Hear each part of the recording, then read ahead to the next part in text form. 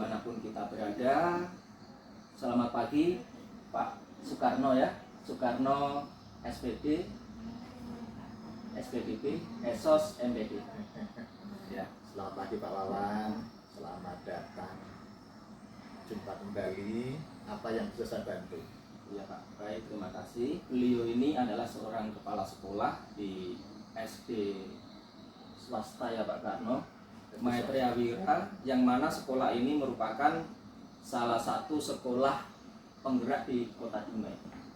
Saya dengar sekolah ini memiliki kredibilitas yang sangat bagus, kiprahnya sudah tidak diragukan lagi karena merupakan salah satu sekolah penggerak yang diperhitungkan di Dinas Pendidikan Kota Dumai. Kalau tidak salah seperti itu Pak Karno. Makanya saya dari Bengkalis datang ke sini ingin menggali informasi terhadap sekolah ini, yaitu lewat Bapak sebagai kepala sekolah ya Pak Karno. Nah kemudian di sini Pak Karno, sebelum kita mulai saya mohon izin, ini kita rekam secara video, dan video ini nanti akan kita posting di media sosial. Tentu setelah kita melewati proses pengeditan ya. Nah apakah Pak Karno nanti mengizinkan, tentunya akan kita mengambil sisi positifnya. Kita tidak akan mengambil sisi negatif dari sekolah yang kita wawancarai. Nah, saya mohon izin terlebih dahulu Pak Karno ya. Silakan. Oke, baik. Kita lanjutkan. Tujuan wawancara kita ini yaitu untuk mendapatkan sebuah wacana tentang praktik pengambilan keputusan seorang pemimpin, terutama untuk kasus-kasus yang mengandung unsur dilema etika ataupun bujukan moral. Yang mana dilema etika itu adalah suatu kasus yang intinya di sini ada dua keputusan yang sama-sama benar, tetapi harus diputuskan, ya, diputuskan, yang mana yang memutuskan adalah seorang pimpinan sekolah itu sendiri. Kemudian bujukan moral adalah suatu kasus di mana kasus itu ada unsur benar lawan salah. Jadi walaupun seperti itu juga harus diputuskan. Bagaimana sih kepala sekolah itu mengambil suatu keputusan antara kasus-kasus tersebut, nah sehingga tidak terjadi permasalahan yang dapat merugikan sekolah. Intinya seperti itu Pak Karno. Kita lanjut ya ke pertanyaannya Pak Karno ya. Silakan Pak Wawan. Oke Pak Karno, selama ini Bapak memimpin di sekolah ini tentu akan mengalami suatu fenomena-fenomena, suatu masalah intinya ya Pak Karno, yang harus Bapak hadapi dan harus Bapak pecahkan, sehingga masalah itu tidak merembet yang mana nanti akan merugikan sekolah, tetapi masalah itu akan menjadi suatu suatu evaluasi untuk kemajuan sekolah. Nah kira-kira ada nggak Pak Karno masalah-masalah tersebut yang mengarah ke dilema etika ataupun bujukan moral? Kalau masalah itu pasti ada. Sekolah mana tak ada masalah, dan kita sebagai, kalau saya lebih suka mengatakan pimpinan atau pemimpin di sekolah ini, leadernya di sini, salah satu peran kita memang sebagai decision maker, mengambil keputusan, dan memang ini tidak mudah. Seorang pemimpin itu memang salah satu ciri khasnya, karakternya, prasyaratnya harus siap untuk mengambil keputusan dengan segala konsekuensinya. Tidak ada keputusan yang tidak ada konsekuensi. Dan kita selalu memang ketemu dilema-dilema. Karena namanya sekolah itu banyak harapan, banyak keinginan. Kita juga mengelola banyak program, banyak sumber daya, itu selalu ada pro kontranya. Jadi kalau namanya dilema itu pasti ada. Itu Pak Wawan. Dari 2014 sampai sekarang kalau kita mau hitung dilema-dilema kita berapa banyak yang terdata kalau kita inventarisir, tapi tetap apapun itu yang namanya kepala sekolah harus mengambil keputusan. Keputusannya harus keputusan yang terbaik, dengan catatan tidak ada yang free. Setiap keputusan ada konsekuensi yang masing-masing, ya kita harus perhitungkan itu. Ya, baik Pak Karno. Bisa nggak atau mohon izin Pak Karno memberikan satu contoh masalah tersebut beserta tragedi atau kejadiannya seperti apa gitu. Tragedi mungkin enggak lah ya, tapi Iya. kalau masalah-masalah yang kadang-kadang lumayan harus kita ekstra berpikir dengan kebijaksanaan itu kan ya selalu kalau rapat saja contoh lah ya, ketika rapat itu usulan-usulan kadang-kadang berbeda antar guru, semuanya punya alasan, semuanya bisa kita analisa ke sisi kebenarannya. Itu contoh yang pertama. Ketika rapat dengan wali murid, dengan komite, itu kan luar biasa, semua punya harapan berbeda-beda. Bahkan termasuk dengan yayasan kadang-kadang juga seperti itu, ada sisi-sisi yang kita tuh tidak sesuai dengan idealisme, tapi kita juga harus mengerti pihak yayasan juga. Nah, dalam banyak kasus seperti ini, contoh-contoh seperti ini, yaitu kita harus bijak juga. Sesama guru misalnya, kita ingin memutuskan tentang S10 umpamanya. Itu kan kita sering rapat-rapat gitu ya, refleksi dan sebagainya. Itu selalu ada yang usulannya melaksanakan kegiatan A, ya kan? Yang lainnya mungkin berpikir itu tidak perlu. Sama juga dengan komite, dengan orang tua. Ketika kita ingin mengadakan program yang perlu dukungan mereka, ya ternyata juga ada yang tidak mau mendukung itu, ada yang setuju, bahkan ada yang mengusulkan yang kadang-kadang berbeda-beda. Kita penting menghadapi itu. Sama yayasan juga seperti itu, kadang-kadang kita menghendaki supaya ada support gitu ya, tapi kadang-kadang nggak tersupport dengan alasan-alasan tertentu. Menurut kita itu bisa dilaksanakan, tapi ternyata tidak semudah itu. Jadi kita sebagai pimpinan di sini, apalagi ini yayasan, kita berada di tengah-tengah, menjembatani antar yayasan dengan guru, antar orang tua dengan guru itu tidak mudah. Termasuk umpamanya ya kan ada guru bagaimana sih menerapkan disiplin positif, itu juga kadang-kadang dilematis kita gitu loh. Contoh kasus umpamanya kan, ketika anak melakukan pelanggaran, kalau yang kita pelajari di platform itu disiplin positif itu kan caranya sangat soft gitu ya, tapi faktanya nggak semudah itu gitu loh. Ini juga dilema. Jadi kalau masalah contoh-contoh banyak sekali Pak Wawan, nggak bisa sebutkan satu-satu, memang itu selalu ketemu, cuman kita tetap mengambil keputusan seperti itu, karena diputuskan juga. Bisa nggak Pak Karno mengambil satu contoh saja, Iya. kemudian nanti cara penyelesaiannya seperti apa? Satu contoh saja, misalnya dalam hari apa gitu ada rapat dengan guru. Nah, di dalam rapat itu ada guru yang berbeda pendapat, tetapi pendapat itu sama-sama positif dan sama-sama mendukung sebenarnya. Langsung kasusnya ya? Iya. Ini yang sama-sama positif ya? Iya.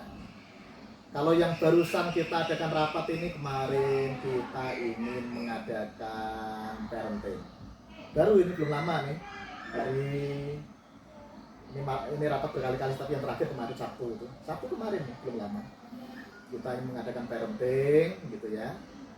Nah, kemudian kita sudah pikirkan itu ya, tadinya pikirkan di aula.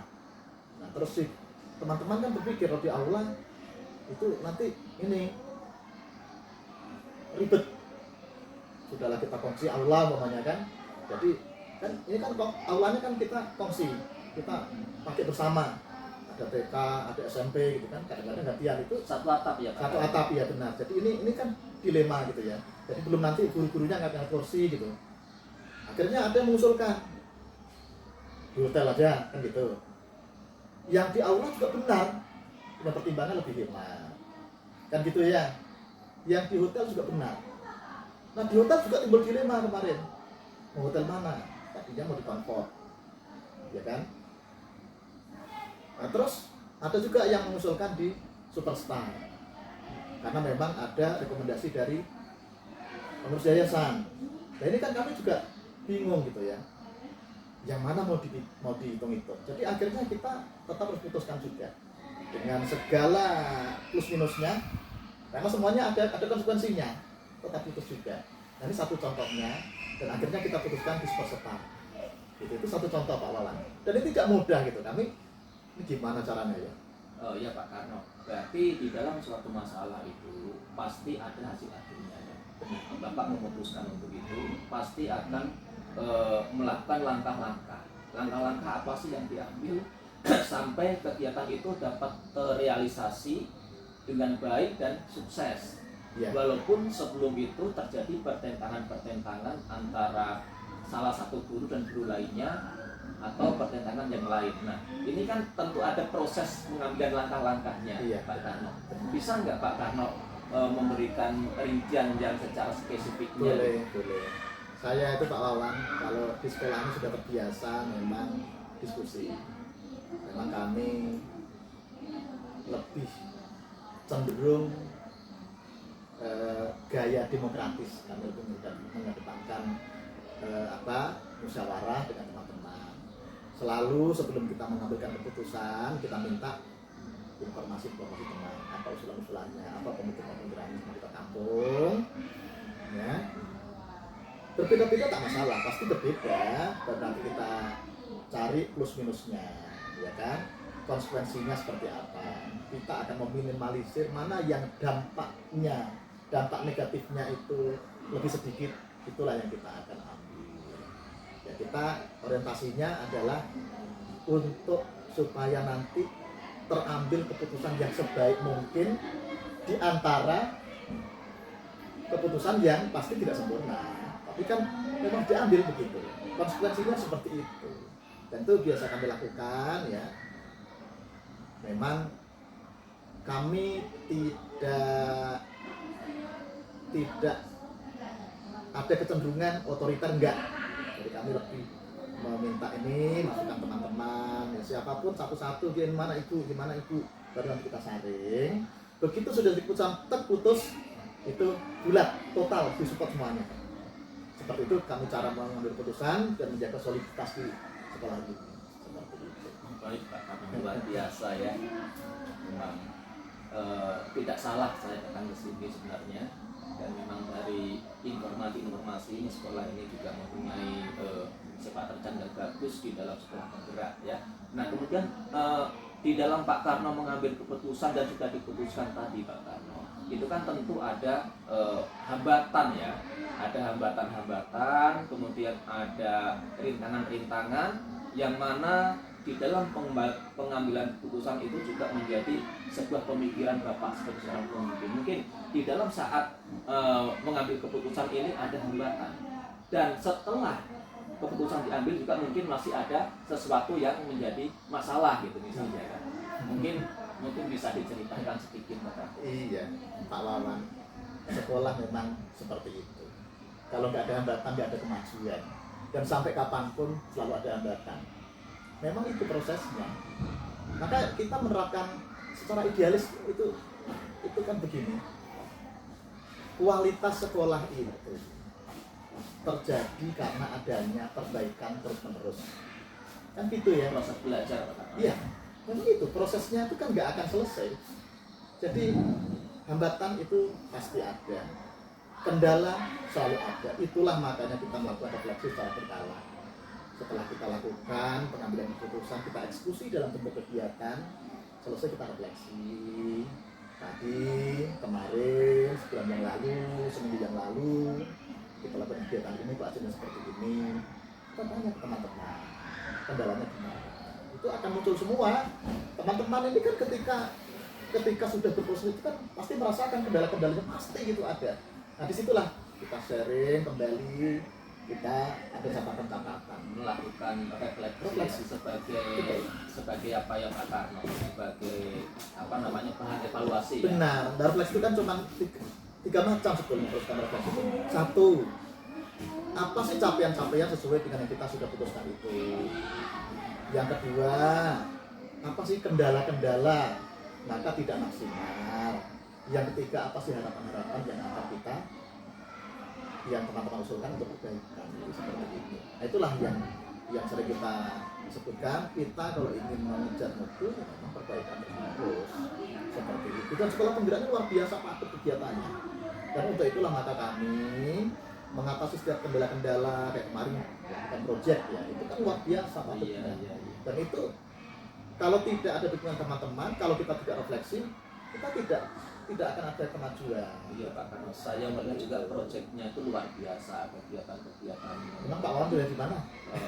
Setiap sekolah biasanya punya apa Pak Karno? Punya media sosial. Iya. Nah, disitulah salah satu media untuk mempromosikan sekolah. Karena Iya. saya memantau di sana, wah sangat luar. Orang tua tuh Pak Wawan yang bikin video itu orang tua. Iya. Kita mudah-mudahan dengan komite ini luar biasa, support komite luar biasa.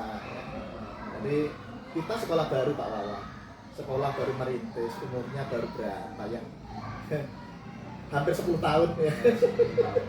Dan itu luar biasa ya, kalau kita mau kilas balik saya nggak habis pikir ya, terjadi seperti ini. Berarti kerjasama sekolah ini dengan yayasan atau para stakeholder yang lain itu memang terjalin dengan baik ya Pak Karno ya. Secara umum seperti itu, tanpa menafikan sedikit-sedikit kekurangannya. Tapi secara umum ya komite support kita. Yayasan sebetulnya juga support kita, cuman kita memahami ada keterbatasan sumber dana. Itu aja, karena sekolah baru tidak mudah. Makanya ketika teman-teman yang bergabung kemari selalu saya tanyakan, siap diajak berjuang nggak, kan itu. Jadi kami bahasa itu adalah bahasa untuk mengajak kebersamaan. Ya, berarti sebelum masuk ke sini ditantang, ada konsekuensinya Iya, ya. konsekuensinya. Konsekuensi untuk Iya, maju lah ya. betul. Dan itulah gaya kami, selalu kami pasti awali siap diajak berjuang nggak? Kalau siap diajak berjuang, ayo sama-sama berjuang. Artinya saya bersama mereka. Iya, iya. Saya tidak mau memposisikan saya seperti orang yang harus ditakuti, enggak kayak gitu. Kita bagian dari mereka gitu. Karena tanpa mereka apa artinya seorang pimpinan sekolah ini seperti itu. Satu kesatuannya Pak. Benar. Ya, ya baik Pak Karno. Nah, di sini Pak Karno, di dalam mengambil suatu keputusan, apakah Pak Karno ini biasanya misalnya ada satu masalah, apakah langsung diputuskan di situ atau Pak Karno menjadwalkan dulu untuk mengadakan rapat dalam pengambilan? Tergantung kasusnya Pak Lala. Ya, ada yang kasus yang memang harus tetap diputuskan. Ya, ada yang perlu memberikan pertimbangan. Tergantung, kalau itu lebih bersifat pribadi, kalau ada kasus yang sifatnya lebih ke guru secara pribadi dan dia langsung menghadap kita, ya kadang-kadang guru minta solusi, itu harus kita putuskan juga, kita kasih masukan-masukan gambaran. Kalau yang namanya kasus atau masalah lah ya, kalau kasus kan lebih negatif soalnya ya, ada permasalahan yang sifatnya lebih umum ya, dan itu banyak, tentu kita perlu jadwalkan. Tergantung Pak Wawan, tergantung kasusnya seperti apa, intensitas permasalahannya seperti apa. Iya, iya. Jadi kadang-kadang ada yang harus cepat diambil keputusan, dicarikan solusi gitu ya. Kadang-kadang juga perlu dijadwalkan. Tergantung bobot masalah. Iya, tergantung bobot masalah. Iya, iya, iya. Ya Pak Karno, kita lanjut Pak Karno ke pertanyaan selanjutnya. Nah, di dalam mengambil keputusan ini atau di dalam mengelola mengelola sekolah ini, tentu ada faktor-faktor yang selama ini akan mempermudah Bapak dalam mengambil keputusan, atau ada orang-orang tertentu yang dalam hal ini bisa membantu Bapak dalam mengambil sebuah keputusan yang positif dan itu menguntungkan gitu. Iya, ada Pak Wawan, saya itu senang kebersamaan. Walaupun kadang-kadang saya agak galak. Kata kawan-kawan kadang-kadang galak itu tapi galak saya itu galaknya orang tua. Orang-orang tertentu pasti ada. Kita perlu bantuan orang tertentu, bukan karena pilih kasih, bukan, tapi karena setiap teman kita itu kan punya plus minusnya, ada kelemahan kelebihannya. Tentu tidak semua kita minta bantu, tapi secara umum teman-teman support semua. Tapi untuk hal tertentu, contoh kurikulum, tentu kan kalau bidang-bidang terkait itu yang kita panggil bidang kurikulum, itu kita memang tetapkan, walaupun secara standar pengelolaan kan SD nggak ada waktu kurikulum ya, tapi kita adakan dalam rangka untuk pembagian tugas itu sekaligus untuk memberdayakan mereka, memberi kesempatan mereka berkembang. Disitulah teman-teman kita dapat belajar untuk mengembangkan potensi. Bidang kesiswaan juga begitu, ya kita kasih kepada bidang kesiswaan untuk menangani. Jadi kita kan nggak boleh kayak tukang sate gitu semua kita selesaikan. Manajemen untuk sate ya Pak Karno. Iya. Semua pemimpin ya. Nggak boleh Pak Wawan. Pasti punya orang-orang atau tangan kanannya lah. Benar, tetap ada teman-teman kita yang mensupport kita gitu. Ya kalau seperti di SMA itu kan ada memang waka atau wakil Benar. tertentu. Kalau di SD SD nggak kan ada. nggak ada. Cuma ini kebijakan bapak. Kebijakan ya, sekolah dan kita sudah rundingkan ke yayasan Heeh. gitu, sehingga ditetapkan dengan SK yayasan. Oh, gitu. Ya ini pola baru di SD. Iya, iya. Nah itu tak masalah sih Mbak Karno. Iya. Untuk kemajuan sekolah. Benar, ya kan? gitu. Cuma memang secara kalau di negeri kan ada grade point, ini nggak diakui. Tapi kan teman-teman nggak butuh grade point. Iya. Ini kan swasta ya. Yang penting yayasan mendukung dan Benar. itu mungkin ada plusnya atau tambahan salary-nya di situ ya. Ya itu juga dalam rangka itu juga salah Iya. satunya. Membantu guru ya Pak Karno ya dalam Guru bidang- yang kita anggap punya kinerja bagus, diberikan reward, tidak selalu rewardnya itu langsung dikasih. Iya. Termasuk penghargaan dikasih posisi itu adalah tanggung jawab. Iya. Gitu lah. Kalau saya menganalisa ini Pak Karno, ini sebenarnya rewardnya ada beberapa macam. Yang pertama, reward secara kesejahteraan, dan Benar. reward secara kemampuan dalam mengelola. Iya, Mengelola. benar. Ya, ya. Memang Benar. bagus sih, Pak. Seperti itu. Ya. Baik Pak Karno, ini pertanyaan terakhir Pak Oh Karno. iya. Dari semua hal yang telah kita bincangkan ini, Iya. pembelajaran apa sih yang Bapak dapatkan dari kegiatan ini atau yang sudah Bapak lalui selama 10 tahun di sini ini? Iya. Setelah mengambil keputusan itu pasti ada suatu pembelajaran, Iya. refleksi itu tadi, Iya. ya kan? Ya. Nah, apa sih yang dapat Bapak ambil pelajaran di situ? Kata kuncinya adalah kita harus bisa menjadi bagian dari solusi. Menjadi bagian, bisa dijelaskan Pak? Iya, kita jangan mengambil bagian sebagai masalah. Karena itu kan ceritanya dari tadi kan masalah. Iya. Masalah. Dan memang sekolah itu adalah masalah. Mengelola sekolah itu masalah. Tapi masalah itu tidak selalu berkonotasi negatif. Oleh karena itu semua dari kita harus belajar menjadi bagian dari solusi. Iya betul Pak. Jangan menjadi bagian dari masalah, nanti susah. Ya, masalah tidak harus negatif karena memang di sini di dalam dilema etika ini ada suatu masalah, Betul. tapi semua masalahnya itu adalah positif, Benar. yaitu benar Benar. lawan benar, gitu loh. Sehingga masalah di situ. Nah, jadi positif lawan positif itu jadi masalah Iya, dan kepala sekolah Harus sebagai memilih. seorang pemimpin harus bisa memilih memilih benar. dan menyelesaikan ini Betul. supaya tidak ada kontra antara kawan-kawan. Betul. Ya kan? Ya makanya beri pemahaman ke teman-teman mana yang menjadi skala prioritas dengan dukungan sumber daya kita, seperti itu. Ya. Oh, baik Pak Karno, Iya. mungkin ini yang dapat saya sampaikan. Sekali lagi saya mohon izin, kegiatan ini nanti akan saya posting di media sosial, ya. Tentu melalui proses pengeditan terlebih Oh dahulu. ya silakan, Izinkan ya Bapak ya. silakan. Kami ini ya macam inilah Pak Wawan. Inilah adanya sekolah kami. Ya silakan ya. Kalau Pak Wawan bilang tadi sekolah kita seperti yang Pak bilang tadi, yaitu kan penilaian Pak Wawan. Saya sih nggak ngerti. Saya merasa ini sekolah masih baru, masih perlu diperjuangkan terus, diperbaiki terus. Tetap konsepnya perlu perbaikan terus Ya, menerus. baik Pak, terima kasih. Nah memang seperti itu Pak biasanya. Kalau kita menilai diri sendiri, kadang merasa kurang terus. Kurang. Tetapi Memang masih kurang orang Pak Wawan. lain menilai diri kita atau sekolah kita, wah ini sudah sekolah yang Belum. sangat bagus. Memang masih kurang. Ya, masih Ya. kurang. Walahan kami kadang-kadang Pak Wawan bantulah. Saya di Bengkalis. Pindah kemari. Baik Pak Karno, Iya. ini dari saya Pak Karno. Terima kasih atas luang waktunya yang diberikan kepada saya untuk mewawancari Bapak tentang pengambilan keputusan ini. Tentunya Bapak mengambil keputusan melalui suatu kewajiban universal yang sudah diterapkan, tapi salah satunya tanggung jawab, disiplin positif tadi ya. Nah, itu sangat baik sekali. Semoga ini bisa menjadi pembelajaran khususnya bagi saya, kemudian nanti juga bagi teman-teman dan siapa yang bisa melihat video yang saya posting nanti. Semoga. Ya. Terima kasih Pak Karno. Terima kasih juga.